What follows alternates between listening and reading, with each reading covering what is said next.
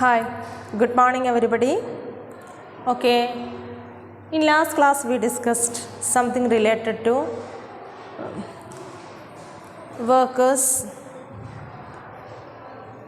problem or different types of exploitation, how government protected the exploitation, what is the reason behind it. Government introduced certain protective measures because we already discussed one thing. There is one accident like Bhopal gas tragedy.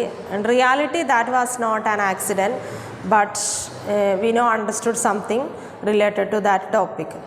Today we want to discuss another topic, that is enforcement of safety laws.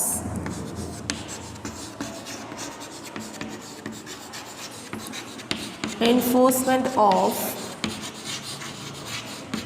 safety laws.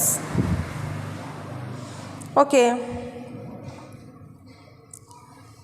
As the lawmaker and enforcer, the government is supposed to ensure that safety laws are implemented. As the lawmaker and enforcer, okay, the government is supported to ensure that the safety laws are implemented. Government എന്ത് ചെയ്യാണ്, ചില safety loss implement ചെയ്യാണ്, അല്ലെ, ഇവരെ protect ചെയ്യുന്നതിന് വേണ്ടിയിട്ട് ചില സുരക്ഷിത നിയമങ്ങൾ കൊണ്ടുവരികയാണ്. It is also the duty of the government to ensure that the right to life guaranteed under Article 21 of the Constitution is not violated. അല്ലേ, ഹിയർ ഈസ് ആർട്ടിക്കിൾ 21 പറയുന്നുണ്ട് ഗവൺമെൻറ് റൈറ്റ് ടു ലൈഫിൻ്റെ പാർട്ടായിട്ട് ഇവിടെയുള്ള ആളുകളെ പ്രൊട്ടക്റ്റ് ചെയ്യുന്നതിന് വേണ്ടിയിട്ടാണ് government ഇത്തരത്തിലുള്ള നിയമങ്ങൾ കൊണ്ടുവരുന്നത്. It is also the duty of the government. What is the duty of the government? To protect the people or ensure the safety laws implemented. That is the duty of the government. Okay, to ensure that the right to life guaranteed under Article 21 of the Constitution is not violated. What was the government doing when there were such blatant violation of safety standard in the UC plant? ഇത്തരത്തിലുള്ള violation, അല്ലേ, government പറയുന്നുണ്ട് ജനങ്ങളെ protect ചെയ്യുന്ന അല്ലെങ്കിൽ implement ചെയ്തിട്ടുണ്ട് ഒരുപാട് safety loss. അപ്പോൾ ഇത്തരത്തിലുള്ള ഈ ആക്സിഡൻറ്റുകൾ ഒക്കർ ചെയ്തപ്പോൾ ഗവൺമെൻറ് എങ്ങനെയാണ് അതിനെക്കുറിച്ച് പ്രതികരിക്കുന്നത്? ഓക്കെ,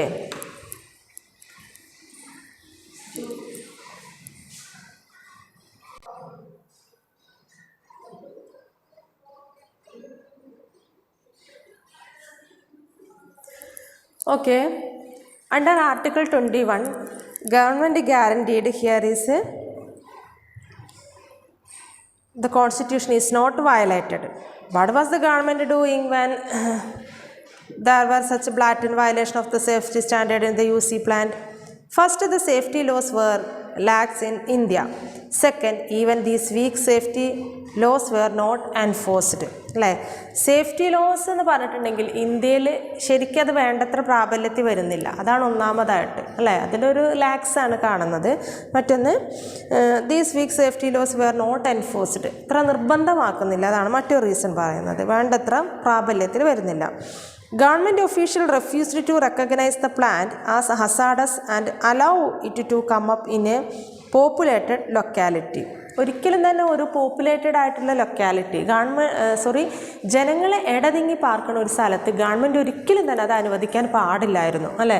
ഒരു UC പ്ലാന്റ്, അതുപോലെ തന്നെ ഒരു പെസ്റ്റിസൈഡ്സ് കമ്പനിയൊക്കെ സ്റ്റാർട്ട് ചെയ്യുമ്പം ഗവൺമെൻറ് എന്തായാലും ഒരു കാര്യത്തെക്കുറിച്ച് തീരുമാനിക്കണമായിരുന്നു, അത് എങ്ങനെയുള്ള ഏരിയയിലാണ് അവർ ആ പ്ലാന്റ് സ്റ്റാർട്ട് ചെയ്തിട്ടുള്ളത് എന്നുള്ളത്.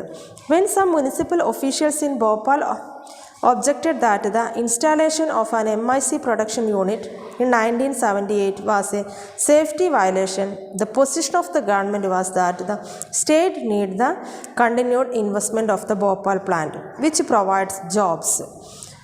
Listen.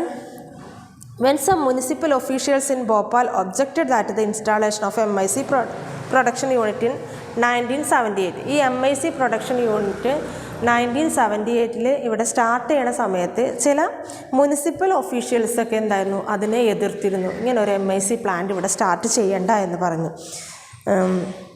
The position of the government was that the state needs to the continued investment of the Bhopal plant which provide job. ആ സമയത്ത് ഗവൺമെൻറ് പറഞ്ഞത് എന്താണ്, ഇങ്ങനെ പ്രൊവൈഡ് ചെയ്യുകയാണെങ്കിൽ ഒരുപാട് ആളുകൾക്ക് അവിടെ ജോലി കിട്ടും. അപ്പോൾ എംപ്ലോയ്മെൻറ്റ് ഓപ്പർച്യൂണിറ്റി, ഭോപ്പാലിൽ ഇൻവെസ്റ്റ്മെൻറ്റ് ഉണ്ടാവും, അപ്പോൾ വികസനം ഉണ്ടാവും, ഇങ്ങനൊരു പ്ലാന്റ് അവിടെ വരികയാണെങ്കിൽ ഒരുപാട് പേർക്ക് തൊഴിലവസരം കിട്ടും എന്നൊക്കെ പറഞ്ഞിട്ടാണ് അത് സ്റ്റാർട്ട് ചെയ്തത്. It was unthinkable according to them to ask UC to shift to cleaner technology or safer procedures. Government inspectors continued to approve the procedures in the plant even when repeated incidents of leak from the plant made it obvious to everybody that things were seriously wrong.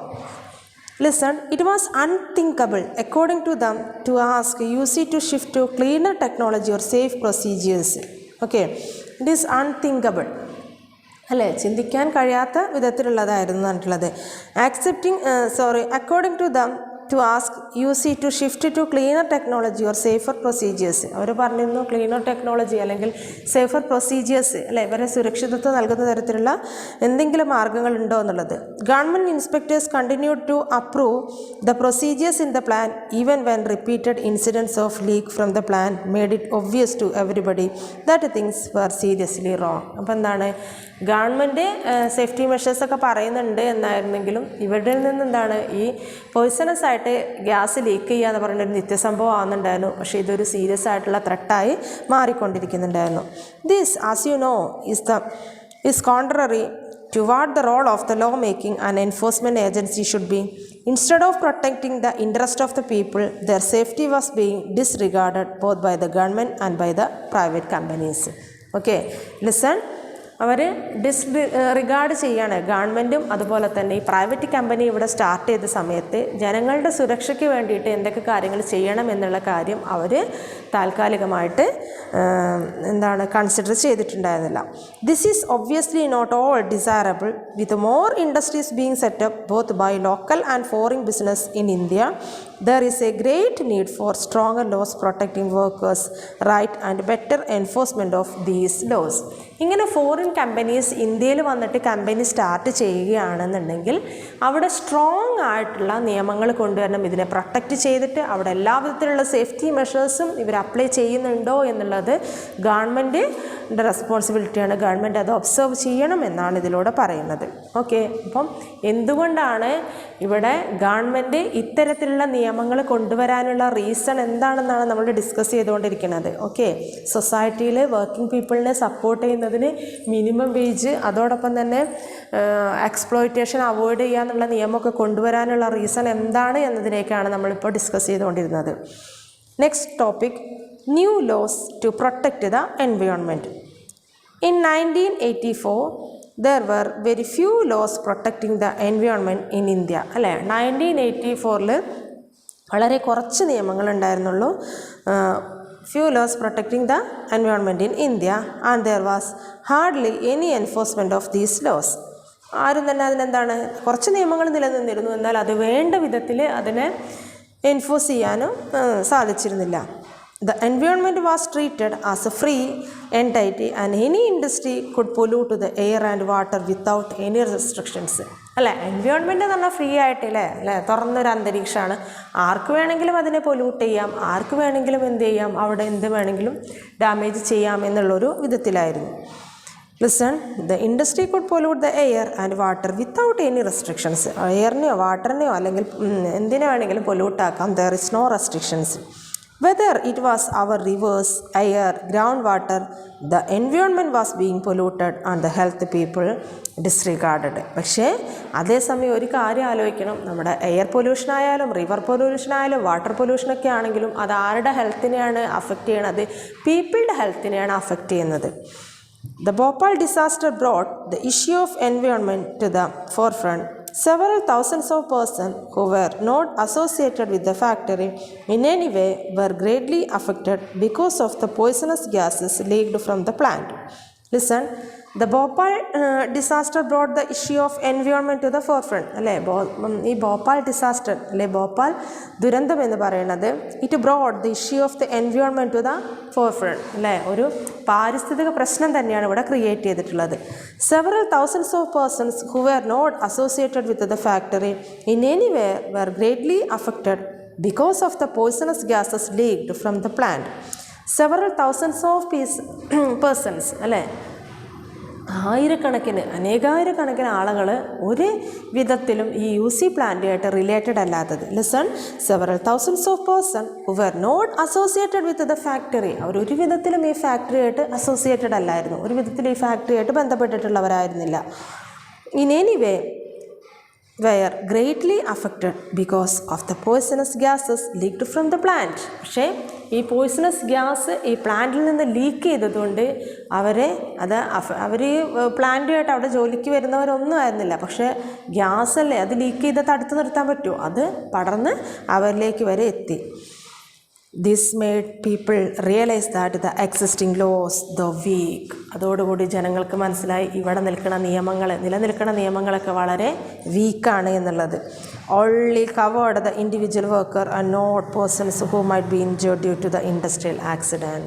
അല്ലേ, അവിടെ പിന്നെയും എന്തെങ്കിലും ഇതാവണമെന്നുണ്ടെങ്കിൽ അവിടെ ജോലി ചെയ്യുന്ന തൊഴിലാളികൾക്കാണ് compensation ലഭിച്ചിട്ടുള്ളത്. ഒരു വിധത്തിലും ജോലി ചെയ്യാത്തവർ, പക്ഷേ അവർക്ക് ഈ ഇൻഡസ്ട്രിയൽ ഡിസാസ്റ്ററിൻ്റെ കോൺസിക്വൻസസ് അല്ലെങ്കിൽ അതിൻ്റെ ബുദ്ധിമുട്ടുകൾ അനുഭവിക്കേണ്ടവരാണ്, അല്ലെങ്കിൽ അതിൻ്റെ അനന്തരഫലം ഇന്നും അനുഭവിച്ചുകൊണ്ടിരിക്കുകയാണെങ്കിലും അവർക്കൊരു വിധത്തിലുള്ള പ്രൊട്ടക്ഷൻ ലഭിക്കുന്നില്ല എന്നുള്ള കാര്യം അവർക്ക് മനസ്സിലായി.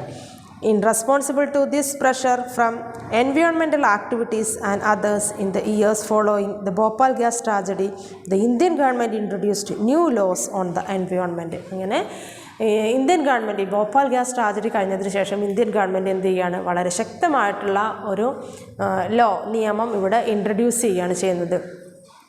Listen, Indian government introduced new laws on the environment. Henceforth, the polluter was to be held accountable for the damage done to environment. The environment is something that people over generation will share, and it could not be destroyed merely for industrial development. Listen, the polluter was to be held accountable for the damage done to environment. The environment is something that people over generation will share. അല്ലേ, environment എന്ന് പറഞ്ഞിട്ടുണ്ടെങ്കിൽ people over generation വരും തലമുറയ്ക്ക് കൂടി share ചെയ്യാനുള്ളതാണ് ഈ environment. അവർ വരുമ്പോഴേക്കും പുതിയൊരു environment കൊണ്ടുവരാൻ പറ്റുമോ, പുതിയൊരു ലാൻഡ് കൊണ്ടുവരാൻ പറ്റുമോ? നോ. അതുകൊണ്ട് തന്നെ ഇതിനെ പ്രൊട്ടക്റ്റ് ചെയ്യേണ്ടത് വളരെ അത്യാവശ്യമായിട്ടുള്ളത് തന്നെയാണ്. The environment is something that people over generations will share, and it could not be destroyed merely for industrial development. അതുകൊണ്ട് ഒരിക്കലും തന്നെ ഇൻഡസ്ട്രിയൽ ഡെവലപ്മെൻ്റ് ആണെന്ന് പറഞ്ഞാൽ ഒരിക്കലും അതിനെ ഡെസ്ട്രോയ് ചെയ്യരുത്, അതിനൊരിക്കലും നശിപ്പിച്ച് കളയരുത്. കാരണം ഫ്യൂച്ചർ ജനറേഷന് വേണ്ടിയും കൂടി ഉപയോഗിക്കുക. ഇപ്പോൾ നമ്മുടെ ക്ലാസ് റൂം അല്ലേ, ഇപ്പോൾ നിങ്ങൾ പഠിക്കുന്ന 8th സ്റ്റാൻഡേർഡ് എന്ന് പറഞ്ഞാൽ ഈ ഒരു വർഷം നിങ്ങൾക്ക് 8th സ്റ്റാൻഡേർഡായിട്ട് ആവശ്യമാണ്. അടുത്ത വർഷം 9th സ്റ്റാൻഡേർഡിലേക്ക് എത്തുമ്പോൾ നിങ്ങൾക്ക് പുതിയൊരു ക്ലാസ് റൂം. അപ്പോൾ നിങ്ങൾ ചിന്തിക്കണോ, ഞങ്ങൾ ഈ ക്ലാസ് റൂമിൽ നിന്ന് പോവല്ലേ, ബെഞ്ചൊക്കെ തല്ലി പൊട്ടിച്ച് പോകാമെന്ന് പറഞ്ഞാൽ അത് ശരിയാവോ? ഇപ്പോൾ 7th പഠിക്കണവർക്ക് 8th വന്നിരിക്കേണ്ടി വരില്ലേ? അത് കഴിഞ്ഞിട്ടുണ്ടെങ്കിൽ അവർ പോയി കഴിയുമ്പോൾ ഇപ്പോൾ 6th എന്താണ് പാസ് ഔട്ട് ചെയ്ത് അവർ 8th അതുപോലെ തന്നെയാണ് ഇത് ഫ്യൂച്ചർ ജനറേഷന് വേണ്ടിയിട്ട് യൂസ് ചെയ്യാനുള്ളത്. അതുകൊണ്ട് അതൊരിക്കലും തന്നെ ഇൻഡസ്ട്രിയൽ ഡെവലപ്മെൻറ്റിനാണ് എന്ന് പറഞ്ഞിട്ട് ഡെസ്ട്രോയ് ചെയ്യാനായിട്ട് പാടില്ല. The court also gave a number of judgments upholding the right to a healthy environment as intrinsic to the fundamental right to life. അല്ലേ, അതിലേറ്റവും ഇമ്പോർട്ടൻ്റ് ആയിട്ട് In Subhash Kumar vs. State of Bihar 1991, the Supreme Court held that the right to life is a fundamental right under Article 21 of the Constitution, and it includes the right to the enjoyment of the pollution-free water and air for full enjoyment of life. അങ്ങനെ supreme കോടതി decide ചെയ്യാണ് right to life എന്നുള്ളത് ഒരു fundamental റൈറ്റാണ്. അത് article 21 കീഴിലാണ് ഈ right to life എന്ന് പറയുന്ന ഫണ്ടമെൻ്റൽ റൈറ്റ് വരുന്നത്. അതുകൊണ്ട് തന്നെ എല്ലാവർക്കും എന്ത് എൻജോയ് ചെയ്യാം, pollution free water and air for full enjoyment of life. അല്ലേ, നമ്മുടെ ലൈഫ് എൻജോയ് ചെയ്യുന്നത് പൊല്യൂഷൻ ഫ്രീ ആയിട്ടുള്ള വാട്ടർ ആയിരിക്കണം, പൊല്യൂഷൻ ഫ്രീ ആയിട്ടുള്ള എയർ ആയിരിക്കണം. The government is responsible for setting up laws and procedures that can check pollution, clean rivers and introduce heavy fine for those who pollute. അതുകൊണ്ട് തന്നെയാണ് government observe ചെയ്യാണ് ആരാണോ ഈ നിയമം വയലേറ്റ് ചെയ്യുന്നത് അവർക്ക് ഹെവി ഫൈൻ അല്ലേ, കടുത്ത ഫൈന് ഇമ്പോസ് ചെയ്യാം. അതുപോലെ തന്നെ ഗവൺമെൻറ് എന്ത് ചെയ്യണം, ഒബ്സർവ് ചെയ്യണം ഇതൊക്കെ കറക്റ്റായിട്ട് ക്ലീൻ അപ്പ് ചെയ്യുന്നുണ്ടോ എന്നുള്ള കാര്യം. പിന്നെന്താണ്, can check the pollution, clean reverse and introduce heavy fine for those who pollute. ആരാണ് ഇത് പൊല്യൂട്ട് ചെയ്യുന്നത് എന്ന് അവർക്കെതിരെ ഹെവി ഫൈനുകളൊക്കെ ഇതാക്കുക. Okay, here is one extract, page number 129. All of you should read that topic. Then conclusion, that is the last topic of this chapter. Laws are necessary in many situations, whether this is the market, office or factory, so as to protect people from unfair practices. Laws are necessary in many situations. അല്ലേ, പല സാഹചര്യങ്ങളും നിയമങ്ങൾ വളരെ അത്യാവശ്യമായിട്ടുള്ളതാണ്. Okay, നിയമം എന്ന് പറഞ്ഞിട്ടുണ്ടെങ്കിൽ പല സിറ്റുവേഷനിലും വളരെ അത്യാവശ്യമായിട്ടുള്ള ഒന്ന് തന്നെയാണ്. Then whether this is the market, ഒരു പക്ഷേ മാർക്കറ്റിലായിരിക്കാം, ഓഫീസ് അല്ലേ, എന്തെങ്കിലും ഓഫീസുകളിലായിരിക്കും, അല്ലെങ്കിൽ ഫാക്ടറികളിൽ. So as to protect people from unfair practices. Private companies, contractors, business persons, in order to make a higher profit, resort to unfair practices such as paying workers low wages, employing children for work, ignoring the condition of work, ignoring the damage to the environment and hence to the people in the neighborhood, etc.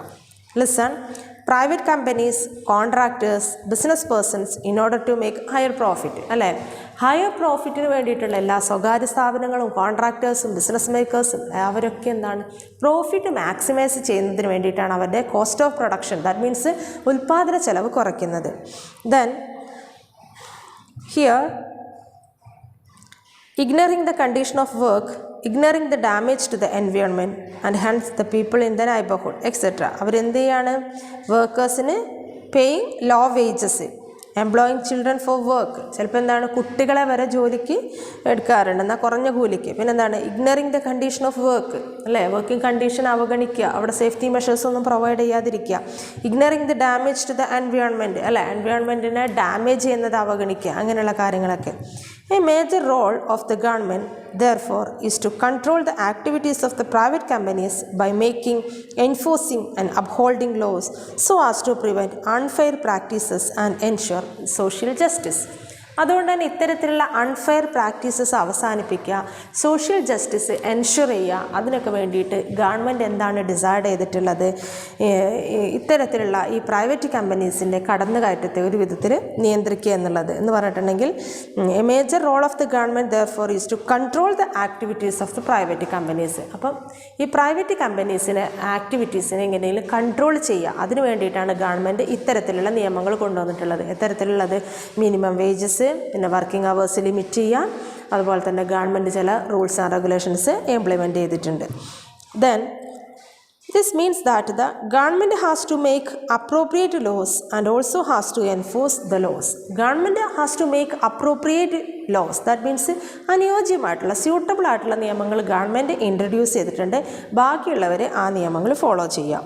Laws that are weak or poorly enforced can cause the serious harm as the Bhopal gas tragedy showed. അല്ലേ, നിയമങ്ങൾ വീക്കാണ് എന്നുണ്ടെങ്കിൽ അവിടെ എന്ത് സംഭവിക്കും, അത് നിയമം നിലനിൽക്കുന്നുണ്ട് പക്ഷെ അത് സ്ട്രോങ് അല്ല എന്നുണ്ടെങ്കിൽ ഭോപ്പാൽ ഗ്യാസ് ട്രാജഡി പോലുള്ള സംഭവങ്ങൾ നിലനിൽക്കും. While the government has a leading role in this respect, people can exert pressure so that both private companies and the government act in the interest of the society.